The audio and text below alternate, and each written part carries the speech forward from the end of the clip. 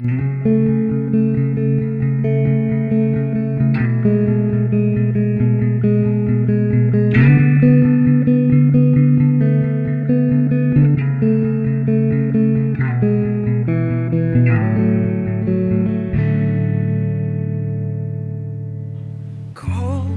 always been attracted to writing more melancholy songs. I don't really know why. I find it easier to write miserable music.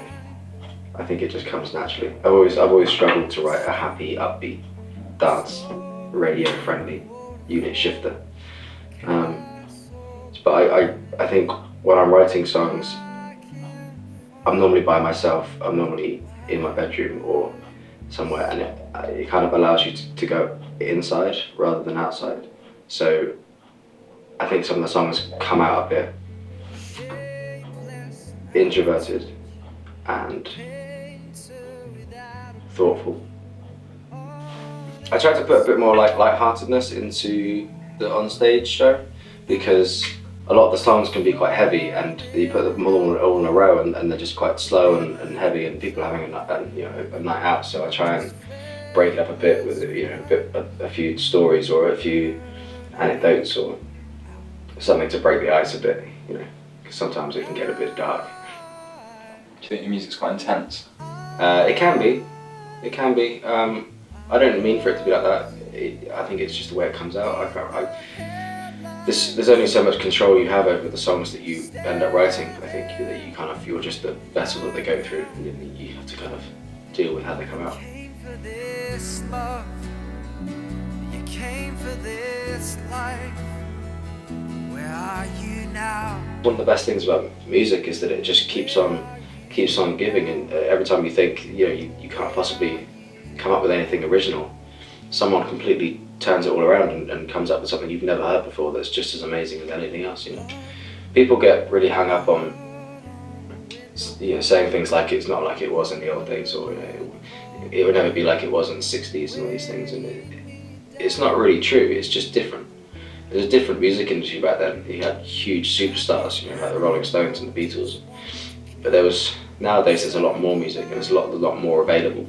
So you have less huge superstars, and you have lots of kind of smaller acts.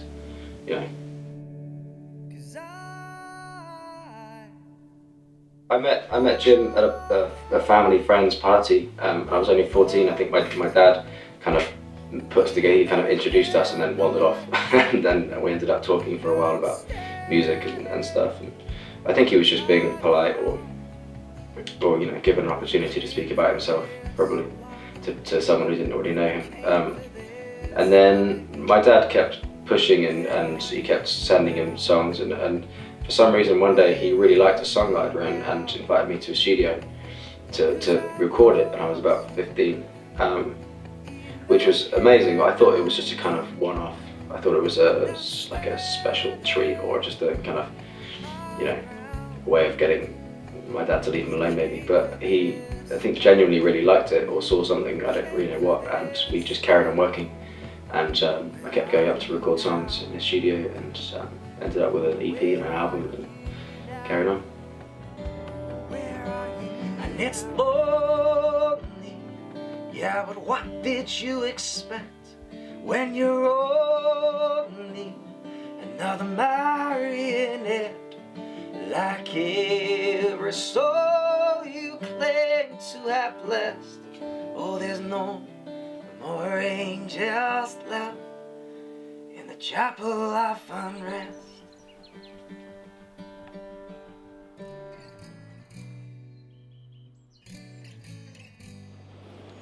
Moving to London completely changed everything for me. I grew up in Bournemouth, which has got a great little music scene, but I needed to kind of I needed to be where it was all happening. You move to somewhere like London, and it's like the centre of the world, and everything's so new and exciting, and I kind of felt like it was a whole new lease of life, and going to all these gigs and playing in these shows and meeting other musicians from all around the world. Got to write with some really interesting people, and got to work a lot more in the studio and meet other people. So yeah, it's been a really good time moving to London. Yeah, I think it probably changed everything for me. Your heart is divided, it's undecided. You're waiting for the perfect war, but between all of your deeds, sometimes the city will just completely, spit you out. And there's definitely been some times when I felt like I should just pack it all in and, get a proper job, go to university, get a degree. I think as time goes on, people start getting on with their lives a bit more, and you're still the guy who's trying to be a musician. But I've made a living out of it. I've paid the bills.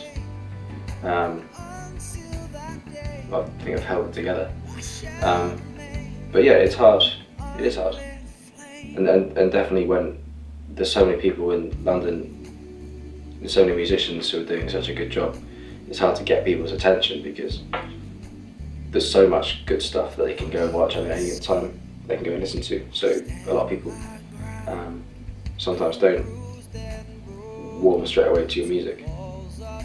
But I think as long as you're doing it for the right reasons, and that, like, I enjoy doing it, and I'm going to do it whether people are watching or not, people are buying it or not. So once I kind of came to that conclusion that I was going to do it no matter what, and that as long as I was happy with the music I was making, that I would carry on doing it, then you can't really let it get to you anymore. And you can. I've done gigs where there's been no one there at all. Even the sound man will walk out for a cigarette, and you're literally playing to an empty room. And sometimes that's when you play the best, because you're literally just doing it for yourself. You're literally playing for yourself, and you're not even trying to impress anybody else. So the occasions where I've actually had to go on stage and play to know people, I think that's what really made me realise this is what I want to do. And luckily it doesn't happen very often anymore. But yeah, there's definitely some bad gigs in town. But you keep your head up and you don't let it get to you, and you carry on, and it hardens you up a bit.